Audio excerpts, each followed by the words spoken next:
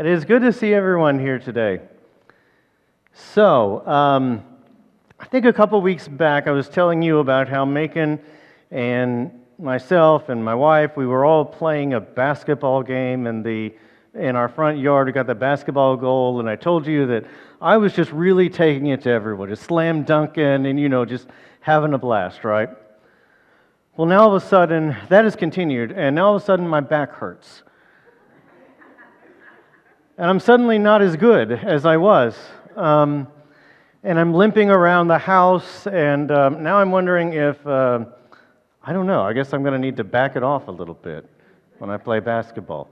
It could also be because I fell asleep on the couch. I have no idea what happened.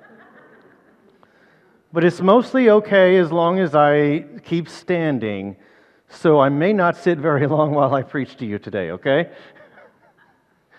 But no, we've been having a blast with that. It's been good, and yeah. Everyone else doing okay? All right. So last week we started a new series, and we were calling it Lost Causes. And we're wrapping our brains around how Jesus had this ability to find people who the rest of the world had given up on and to claim them to be a part of the kingdom of God. And our focus last week was on Zacchaeus. Remember, the wee little man who went up in the tree to see Christ. And Jesus finds him, and even though he was a chief tax collector, and even though Jesus was on his way to Jerusalem for the very final week of his life, he pauses to talk to this chief tax collector, to meet at his house, and to really transform his life instantly. In fact, in that, Jesus gives us what is really kind of his mission in life. And he says the words, "The Son of Man came to seek and to save," what? The lost, or as I like to say, the lost causes. Now, Zacchaeus was wild. If that is Jesus' mission, then it needs to be our mission. And that is something we're trying to grasp as we get into this series. And today we're going to keep going. We're going to continue to look at others that Jesus reached who would have been considered lost causes in their life. Because part of what we do as a church is we find those people that are the lost causes and we bring them in. But today we're not just going to talk about an individual, although we will talk about an individual. We're going to expand and think about how Jesus not just called particular individuals, but entire people groups. And if there's one people group in the New Testament, in the life of Jesus, that is particularly looked down upon, in fact, Jesus tells a parable about a good one of these. Who are they? Well, you guys can read. Good job. The Samaritans. And I've done my best at times to give you a little bit of that story of why the Samaritans were looked down upon. I've called them half-breeds before, not because, that was my perspective, but that was the perspective of the Jews in the first century. And today, in order to really grasp on to why Samaritans were thought of this way, I want to take a little bit of time away to give you a little bit of background. So if you'll follow with me through this part of the story, hopefully you'll find it interesting. And if not, hopefully you'll understand it a little bit more. And then we'll get to our key story of the day, okay? So to understand the Samaritans, we've got to go back quite a ways. And you've got to go to the time in which King Solomon reigned. You know who King David was. He was one of the most famous kings in all of Israel's history, and he slew the giant Goliath. And after he died, he passed it on to his son Solomon, who was known as the wisest man who ever lived, outside of course, Christ. And Solomon had one of the best reigns in terms of the wealth and the influence of Israel. It was really their golden age. But following Solomon, things got tricky. And this is the part that fewer people know this story. But following Solomon, he was supposed to hand it off to his son, whose name was Rehoboam. And Rehoboam was a young guy and ambitious, and when the people came to him and agreed to let him lead, they had some conditions. And Rehoboam, having heard these conditions, took some bad advice. And we won't read this part of the story, I'm just going to tell it to you, but if you want to go back and read it, it's really interesting. If you've ever been a young person and trying to figure out who to trust for your advice, this story will really tell you who to trust. Because he takes the wrong advice and he comes back harshly and he says, no, I'm not going to give in to your concessions, I'm going to rule over you and you're going to obey. And in that moment, God endorses, believe it or not, through a prophet, the splitting of the kingdom itself. Have you ever heard about the divided kingdom? There were 10 tribes that stayed in the north, and they simply called themselves Israel, like you've always known. But in the south, they split off, and the main tribe was Judah. And Judah and Benjamin really were together. And so, for the rest of history, Israel is now divided into Israel in the north and Judah in the south. They have two separate kings, they have two separate lives, they have two separate ways of doing things. This is what we call the divided period. Now, obviously, Rehoboam, being from Judah and being the son of David, continues to rule over the south. But those people in the north now need a new king and a new ruler, and one endorsed by God. And this is where a really interesting figure comes in. And his name is Jeroboam. Jeroboam was the new king of the north, and at that time, the prophets had chosen Jeroboam to be that new king. At this point, Jeroboam is not messed up yet, because things are about to change drastically. And so what I want you to do is I want you to turn in your Bibles all the way back to 1 Kings chapter 12. This is where the story of the Samaritans starts to come into play. Jeroboam is now the king over the northern 10 tribes. He's been endorsed by God, but instead of trusting God, he starts to have some doubts in his mind. So 1 Kings chapter 12, and we'll begin in verse 26. This is what it says. Jeroboam, newly endorsed king of the north, thought to himself, the kingdom will likely revert to the house of David if these people go up to offer sacrifices at the temple of the Lord in Jerusalem. So Jerusalem, if you don't know, geographically is in the south. It's actually in the territory of Judah. And in Jerusalem is the temple. And this is a religion in which you are called by your high holidays and by other things to go and do your worship. There are no synagogues at this point. There is only the temple. And his worry is that people will go back to being a part of Judah if they have to worship in Judah. So he says, if these people go up to offer sacrifices at the temple of the Lord in Jerusalem, they will again give their allegiance to the Lord, their Lord Rehoboam, king of Judah. They will kill me and return to King Rehoboam. So you get his thinking, right?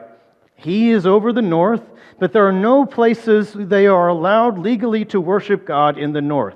And so in order for them to worship at the temple, they will have to travel to the south. And Jeroboam, instead of trusting God to make all this work, decides that, oh no, this will not work. If they have to go worship in the south, I better do something about this. So instead of trusting God, he comes up with his own plan. And this is where things go badly. Going forward, verse 28. After seeking advice, again, bad advice. I mean, we were literally just a chapter away from the other guy that took bad advice. After seeking advice, the king made 2 golden calves. Have you ever heard of golden calves? That appeared in any other Old Testament Bible story. Well, do you remember the one where Moses was up on the mountain and he was there for 40 days and 40 nights, and they got to thinking, where in the world is this guy? Is he even alive? And so Aaron takes it upon himself to collect all their jewelry and fashion 2 what? Golden calves. And then he looks at Israel and he presents it to them and he says, here, Israel, these are your gods.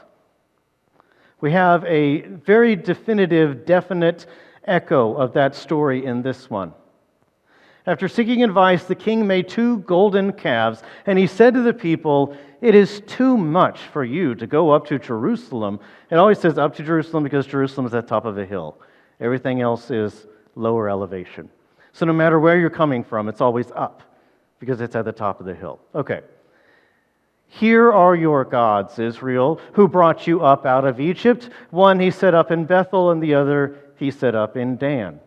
So in other words, Jeroboam, worried that the people might not stay loyal to him, and instead of trusting God, he decides instead to go it alone and instead builds 2 false temples.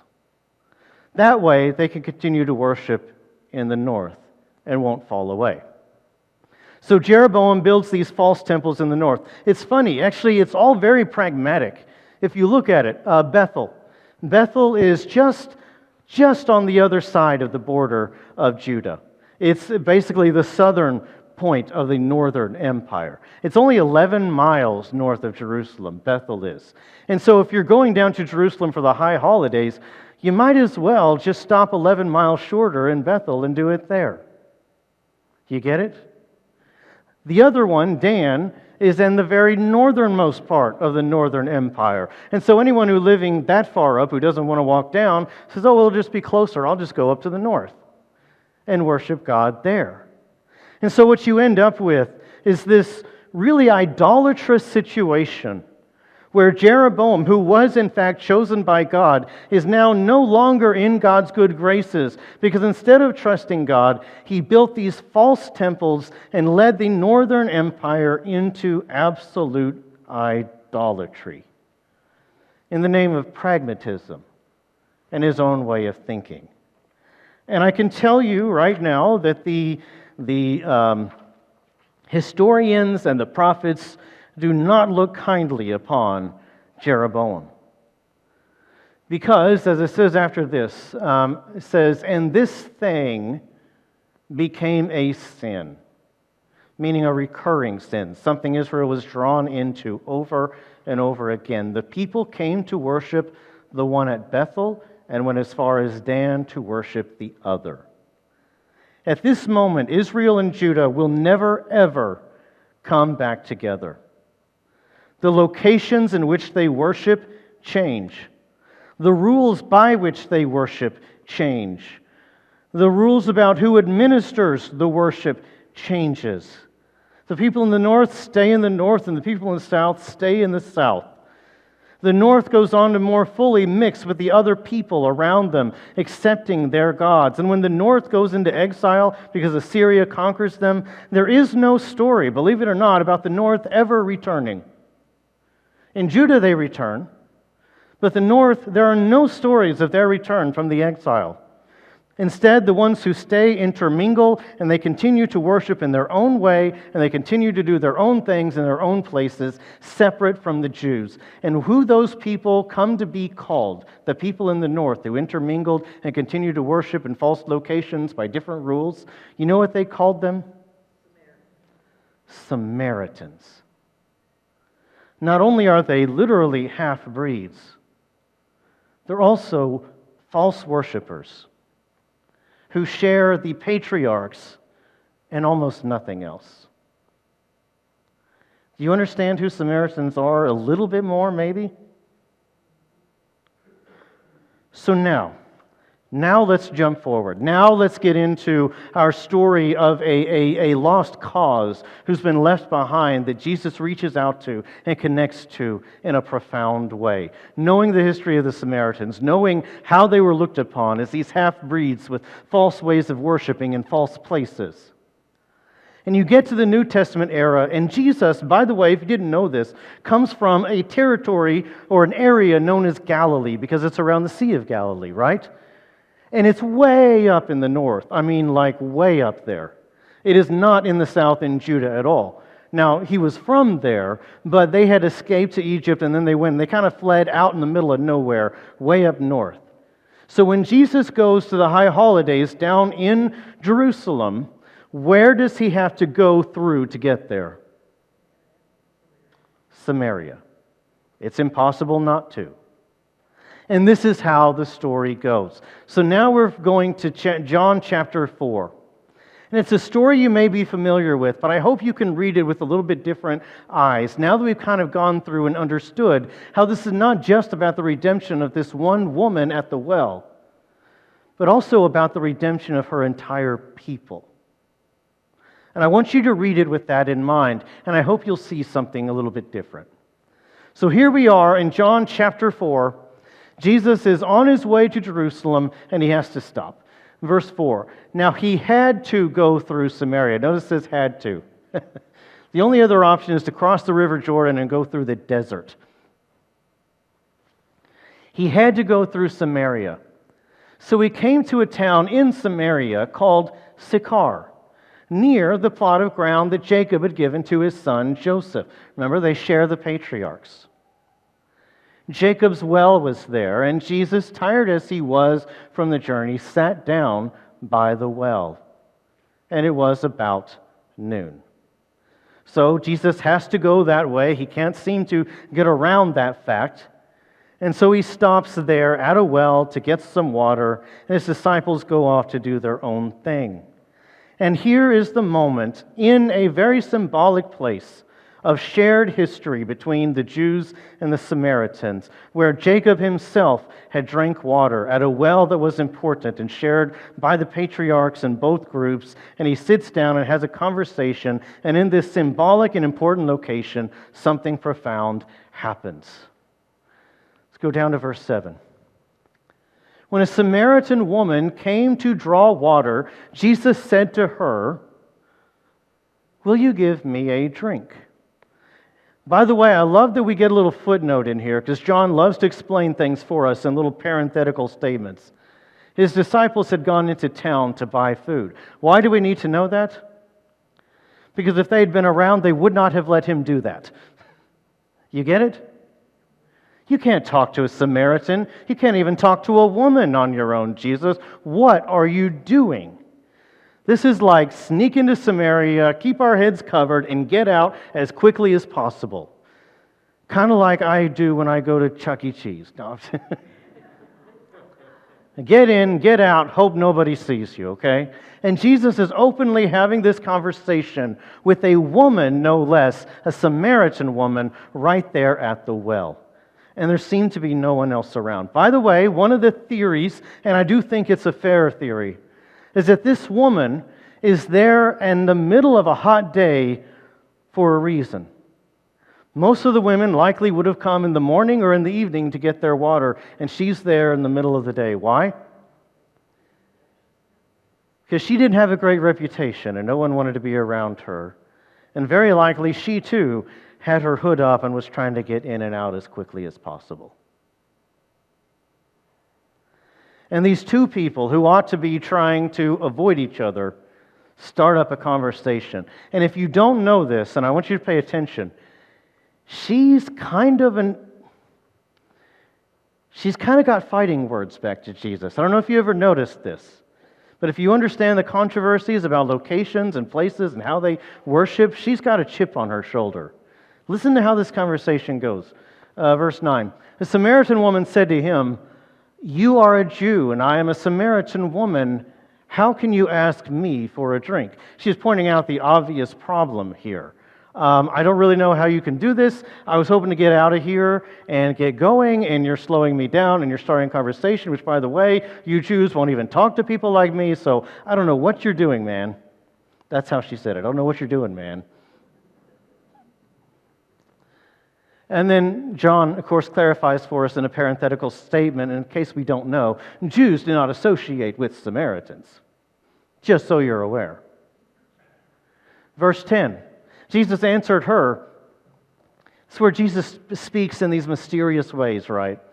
Jesus answered her, "If you knew the gift of God and who it is that asks you for a drink, you would have asked him, and he would have given you living water." Okay, let's clarify a couple things. Number one, we are very, very close to basically desert out here. The only places there are water are at these wells and along the Jordan River. Water, extremely important for survival. I mean, absolutely important. Secondly, living water already had an understood meaning at that time. It wasn't necessarily, at first, it didn't look like spiritual language.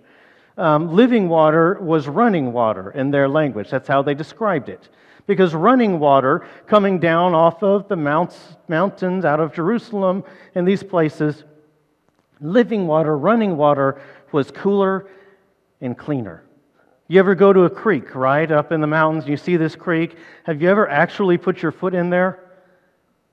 It is freezing, right? It is absolutely freezing. It is so cold. And the other thing about it, you can see everything. You ever seen those creeks? And you can see every rock under there. And it's just beautiful. It's clean. It's cool. It's living water. It moves about and it gives life. So at this point, he could just be talking about river water, or creek water, or something living. At this point, it's not obvious yet that he's getting into spiritual things, but he's getting there. And this woman, annoyed already to be stopped and slowed down by a man who shouldn't even be talking to her, comes back in verse 11. "Sir," the woman said, "you have nothing to draw with, and the well is deep." In other words, I don't know what you're thinking. Where can you get this living water? And then she goes on and she gets into the argument about Jews and Samaritans of the moment. And she basically says, "Who do you think you are? Are you greater than our father Jacob? We share the patriarchs, but he's really our father. Are you greater than our father Jacob, who gave us the well and drank from it himself, as did also his sons and his livestock?" She is referring to the very arguments that they were going on at the time. She's saying, you think you have ownership of all this. You Jews think you're so smart. You didn't even bring anything for water. You think that this well is yours. Well, it's ours. It's in our territory. Our father Jacob got water from here. He thought it was good enough, and you don't think our water's good enough. Who are you, man? Who do you think you are? This is very tied up in their own little arguments. She's got a chip on her shoulder. But Jesus is not talking about what she thinks he's talking about. And he answers back in a way that she doesn't expect. Verse 13, Jesus answered, "Everyone who drinks this water will be thirsty again, but whoever drinks the water I give them will never thirst." It begins to be obvious that he's not talking about regular water. Indeed, the water I give them will become in them a spring of water, welling up to eternal life. Do you remember a few weeks ago, we were doing the story of Nicodemus, and Jesus meets him, and they have another kind of odd, mysterious conversation, and he talks about being born again. And remember, Nicodemus is very confused, like, how could I be born again? How could I, that's kind of strange. And we said that word could also mean born from above.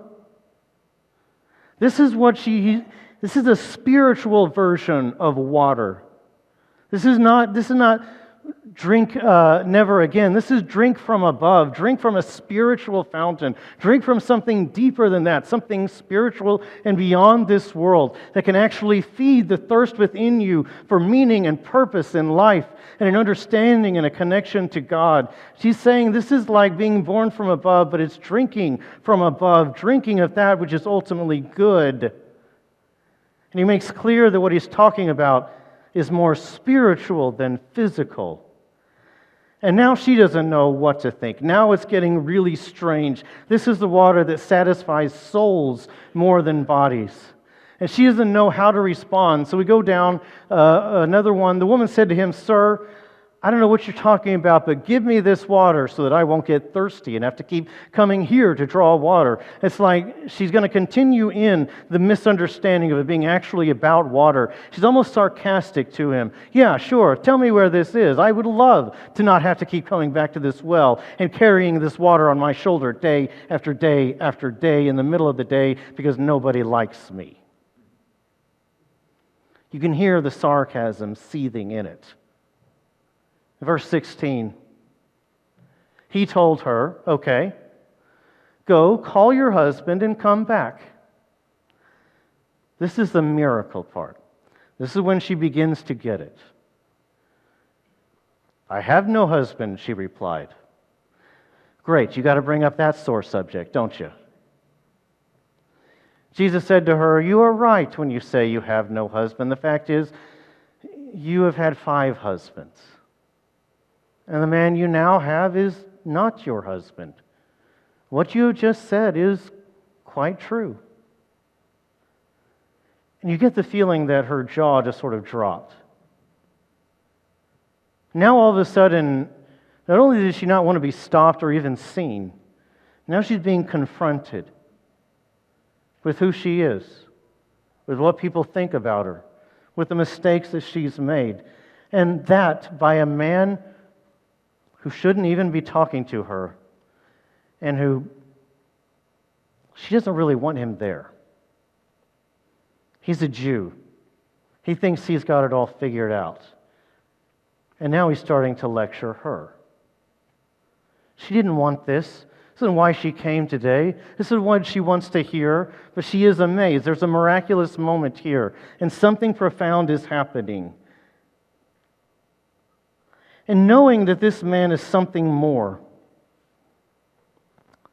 she has a lot of questions in life. This man has some kind of special knowledge. He has something miraculous. And so she's got her one opportunity to ask something. And does she go into something super spiritual and super amazing? Or does she go back in with questions about the fight? The fight between Jews and Samaritans. And I'm telling you, that's where her mind goes. When she wants to ask a question, she dives right back into the fight. Go on to verse 19. Sir, the woman said, I can see that you are a prophet. Okay, I get it, all right? You just did something miraculous. You knew who I was, even when I was hiding it. So let me ask you this. Our ancestors worshipped on this mountain. She's talking about the high places where Jeroboam also set up even more idols. Our ancestors worshipped on this mountain, but you Jews, can you feel the pointing of that? You Jews claim that the place where we must worship is in Jerusalem. You think that we have to go to your territory to worship. You think that it's all about your location. But I'm telling you that our ancestors have always done this, and you've been pushing back on us, and you seem to have some kind of special knowledge. So let me ask you, what do you think about this? Verse 21, woman, Jesus replied, that wasn't offensive, okay? Tell back then. Believe me, a time is coming when you will worship the Father neither on this mountain nor in Jerusalem. You see, a new age is coming in which all these questions that you're asking won't even matter. I'm telling you, God is acting in this world through the coming of His Messiah in a way that all these little arguments that you have and all this division between you and this us versus them and Jews versus Samaritans and where do we worship and how do we worship and so on and so forth, I'm telling you a time is coming when those questions will be irrelevant. Because the new age is dawning. And be ready for it. You Samaritans worship what you do not know. We worship what we do know, for salvation is from the Jews. In other words, he's saying, I still stand by that the Jews are the ones, and Jerusalem was the place as it was. There's some truth to that, and I'm not denying that. But let me point out just a little bit more. Verse 23. Yet a time is coming, and has now come, this thing breaking forth into the world, when true worshipers will worship the Father in spirit and in truth. For they are the kinds of worshipers the Father needs. In spirit, because they're not a particular location. You will worship God everywhere you go throughout your day. And when you drive in the car on your way to work, you'll worship Him then. And when you go to the grocery store and you check out, you'll worship Him in that moment. You'll worship Him when you lie down in bed, and you'll worship Him when you wake up. And when you sing in the shower, you'll be singing His praises. And everywhere you go, in spirit you will worship, not in location, because God will be in you in the age to come. And in truth, because you will finally understand who God is. God is spirit, and His worshipers must worship in spirit and in truth.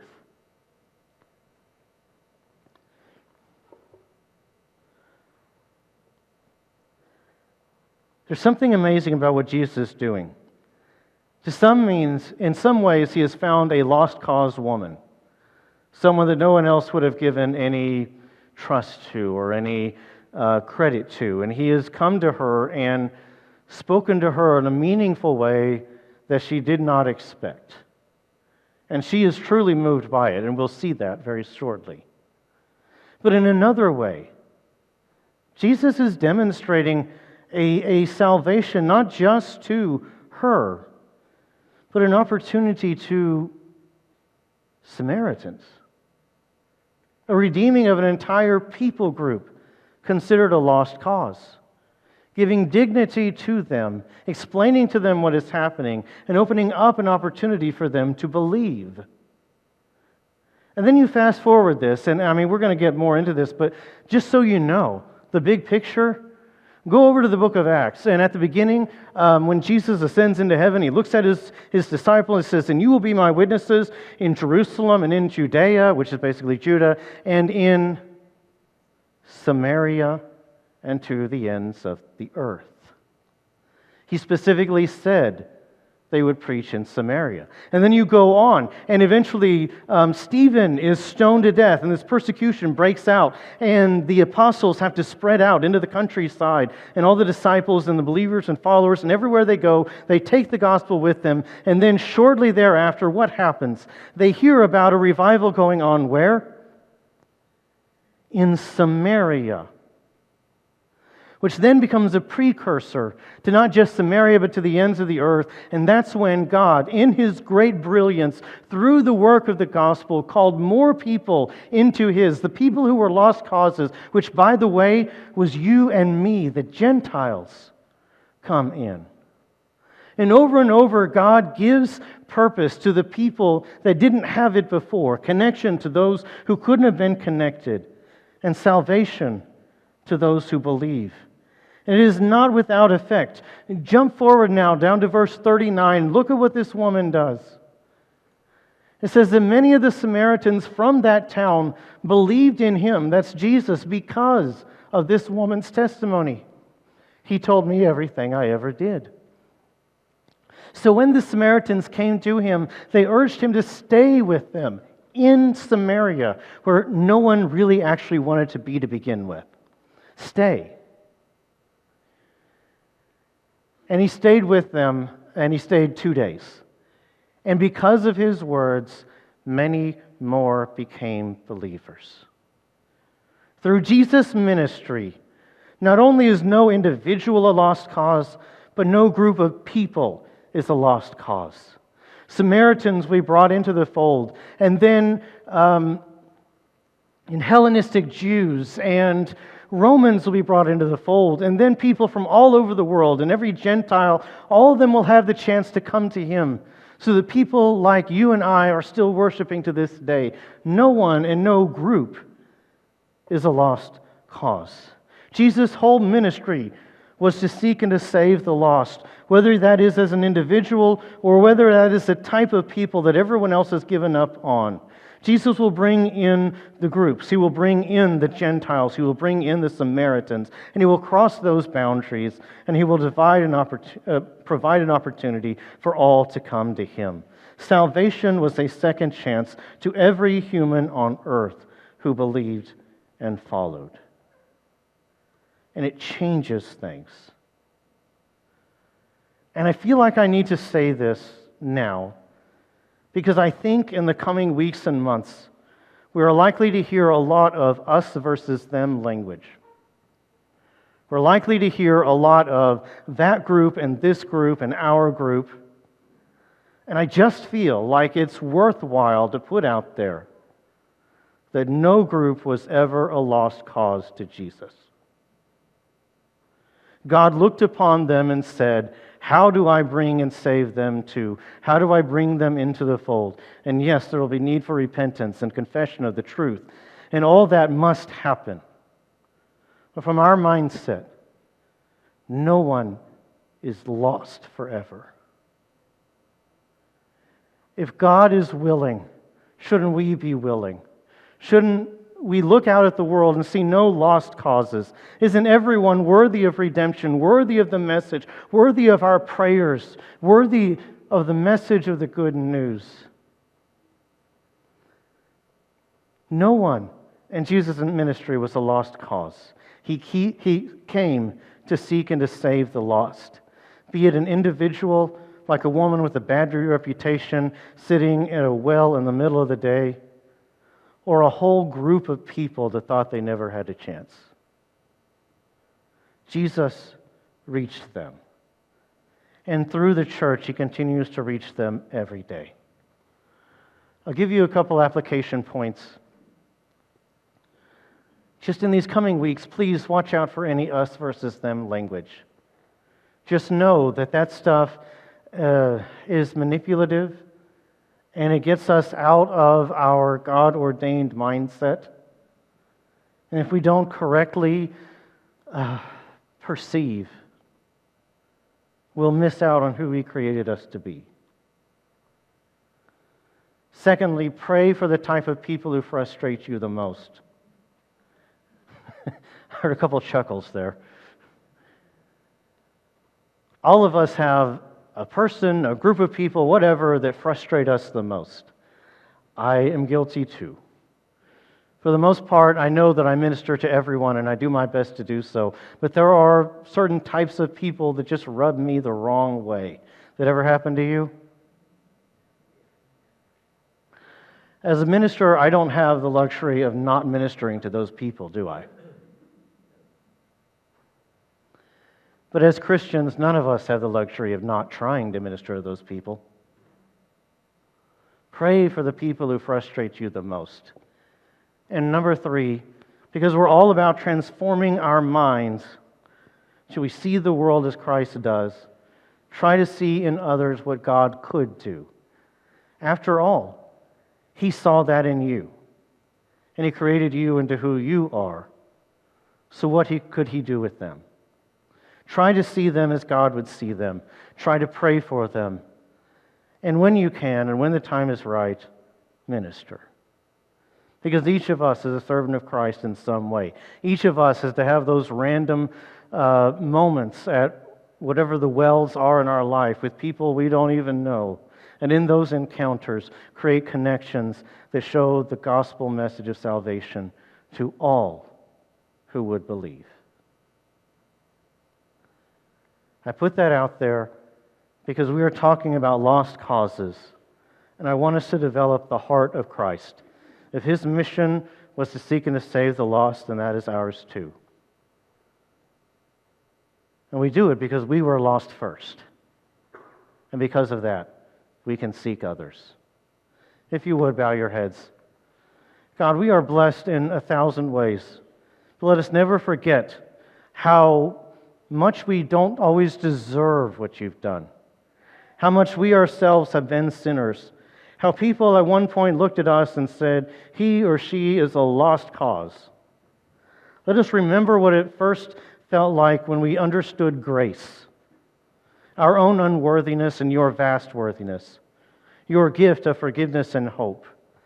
And when we remember that, let us be excited and enthusiastic to share it with other sinners and other lost causes. Because, God, the message of the gospel is that You are reaching out to every one of them. And when You do, You celebrate when they come. So, God, let us be as excited as You were. Let us not put our heads down and hide from interactions with others in this world or avoid the people that frustrate us but let us see in them what you saw: sheep without a shepherd and people without hope. God, we thank you and love you for your compassion, first for us, and then for all of us. Give us that same heart and mind, that we might truly be little Christs, Christians, in a world that needs it so, so much. In your Son's name we pray. Amen.